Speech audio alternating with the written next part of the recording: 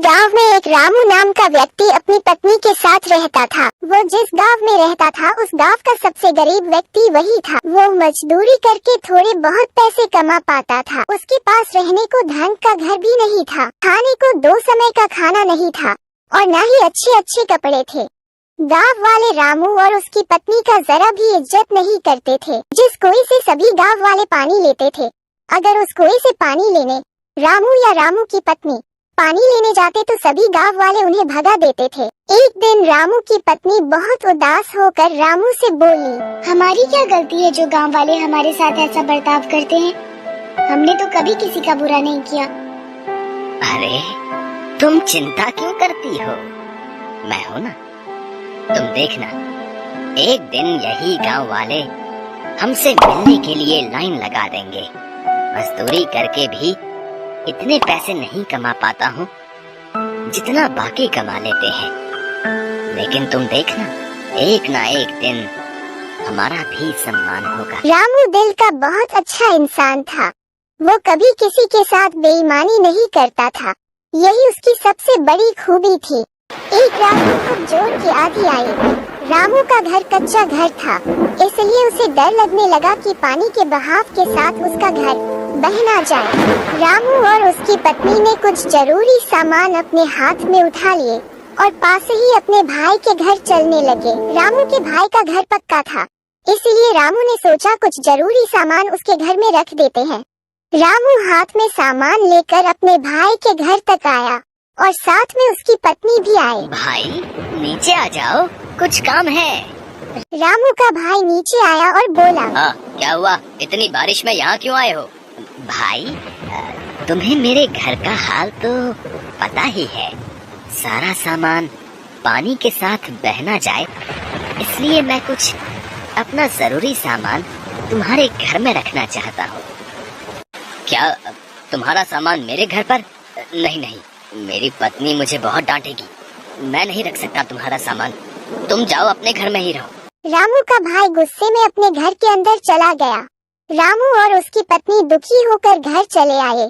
बारिश बहुत तेज हो रही थी, इसीलिए रामू और उसकी पत्नी अपने सामान की रखवाली करने के लिए पूरी रात जगते रहे। सुबह हुई, अब तक बारिश बंद हो चुकी थी। अब ऐसी बरसात के मौसम में रामू को एक भी काम नहीं मिल पा रहा था। कुछ महीने इसी तरह गुजर गई। एक बार रामू के गांव में कुछ अमीर व्यक्तियों ने एक सप्ताह गांव में मेला लगवाया। सभी अमीर व्यापारियों ने अपनी अपनी गाड़ियों में मेला देखने आए। एक व्यापारी अपनी गाड़ी से गांव में आ गया।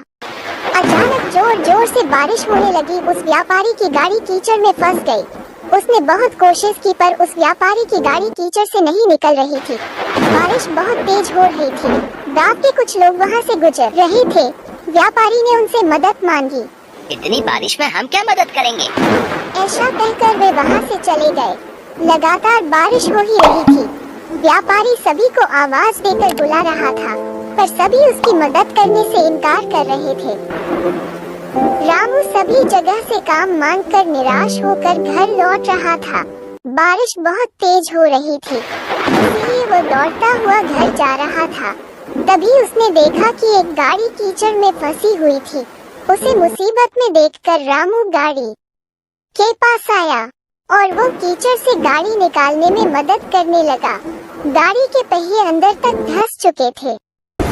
साहब, इसके पहिए कीचड़ में अंदर तक धंस गए हैं। मैं पास से सारी कीचड़ हटाता हूँ, आप गाड़ी निकालने की कोशिश करें।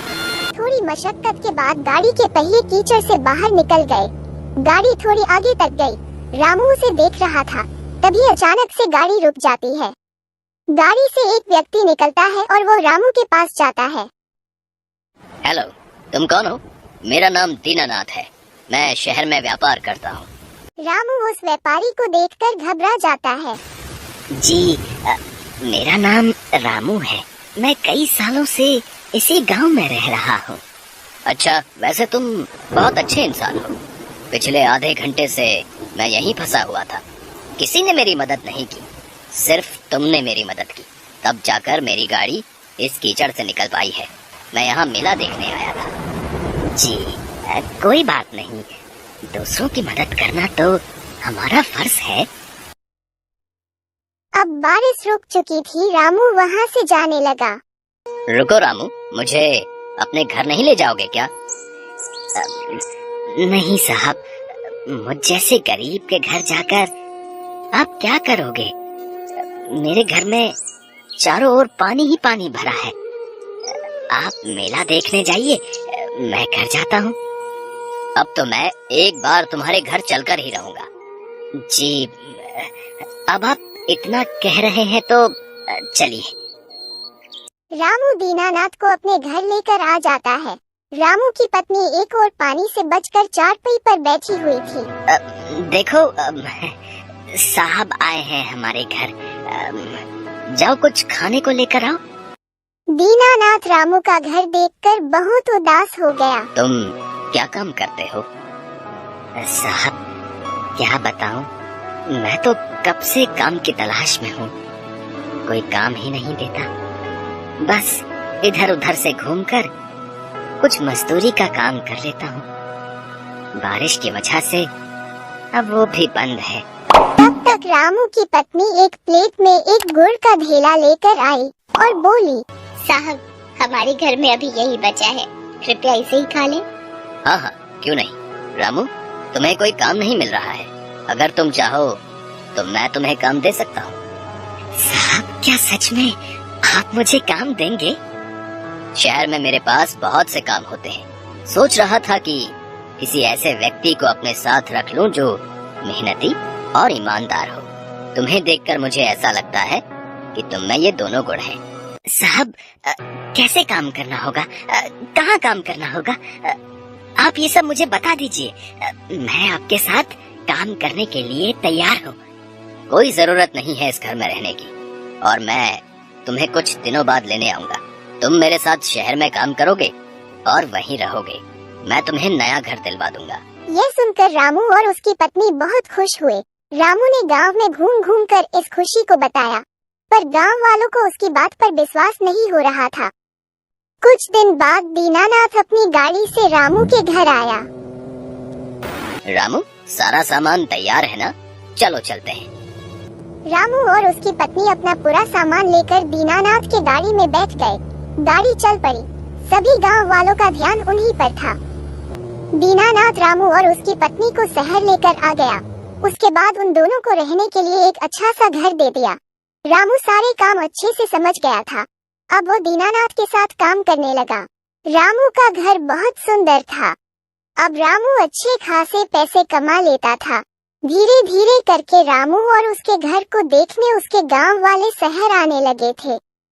जिस भाई ने रामू के सामान को रखने से मना कर दिया था, अब वो रामू को भाई भाई कहता नहीं थकता था।